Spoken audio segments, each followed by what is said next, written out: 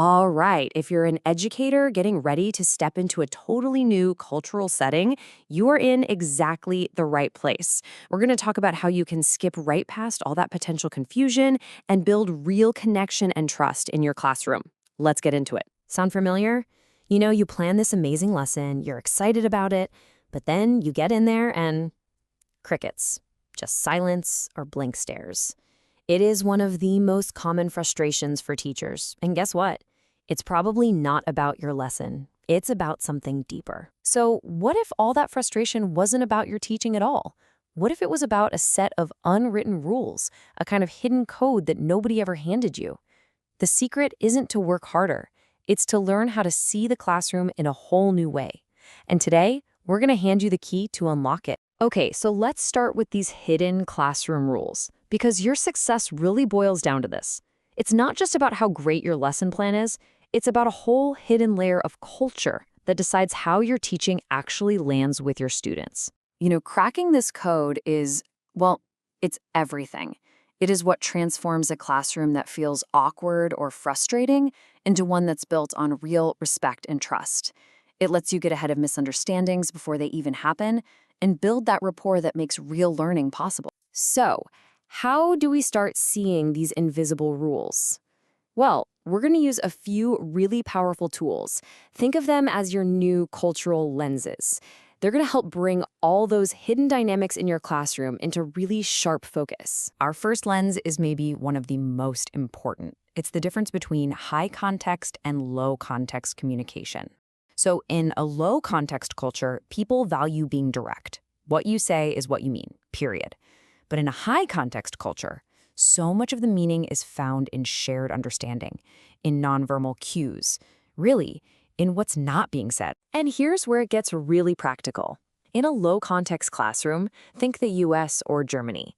Students expect you to spell it all out, read these pages, answer these questions. Super clear. But in a high-context classroom, maybe in parts of Asia or Latin America, that same instruction could feel kind of blunt. Students are expected to pick up on the goal from the group dynamic and the context you provide. Now let's grab our second lens, and you'll see how these ideas build on each other. This one is individualism versus collectivism. And this lens is all about what truly motivates our students.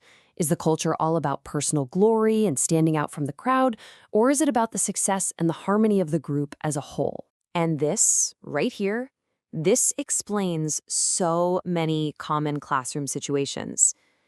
Publicly praising a student for a great answer, that's rocket fuel in an individualist culture.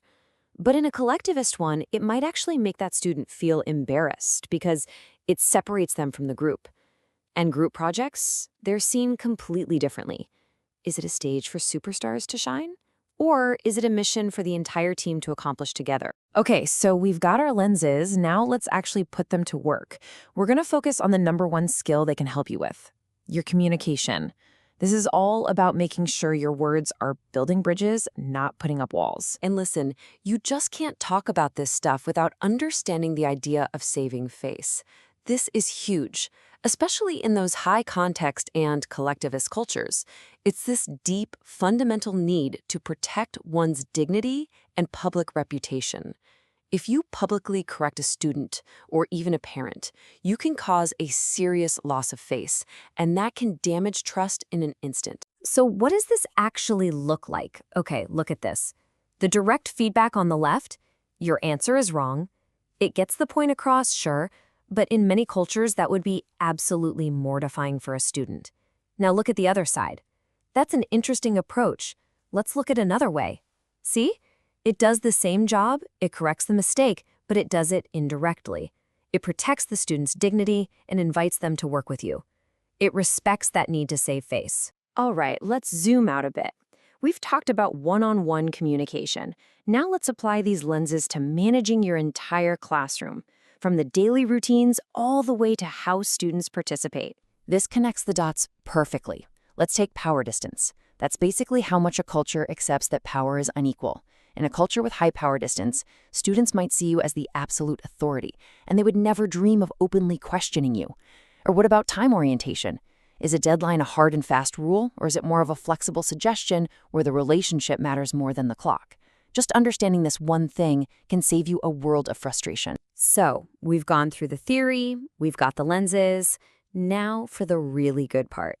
Let's turn all this knowledge into a real, solid plan that will have you walking into that classroom feeling confident and ready to go. Because honestly, being prepared is your superpower. This isn't about having a flawless first week. It's about having a calm and observant one. Just like this teacher found, having a couple of simple, culturally aware tools in your back pocket, like a script for that first parent meeting, can be a total game changer. So what this all adds up to is a really powerful mental toolkit. You've got checklists to help you tweak your lessons, scripts to make sure your communication is respectful, templates to really get to know your learners, and even scenarios to practice with. These aren't just abstract ideas, they're real, practical tools for you to use. And here is how simple it can be to put that toolkit into action. Just 4 steps for your first week. See how this isn't about trying to change everything at once? It's about being really intentional. Set up some clear routines, take time to observe your students, script those first parent intros, and just adapt one lesson. Totally manageable and totally effective. If you walk away with just one thing today, let it be this. You haven't just learned a few tips and tricks. You have gained an entirely new way of seeing your classroom. And that is through the powerful lens of culture. And that new perspective, it is absolutely transformative. It shifts you away from that anxiety of, am I being misunderstood? And toward the confidence that comes from building real human connections with your students, no matter where you are in the world. In the end, every classroom is a story that you and your students are writing together every single day. And with these tools, with this new perspective, well, you now have a much richer vocabulary to write that story. So the only question is, what story will you write?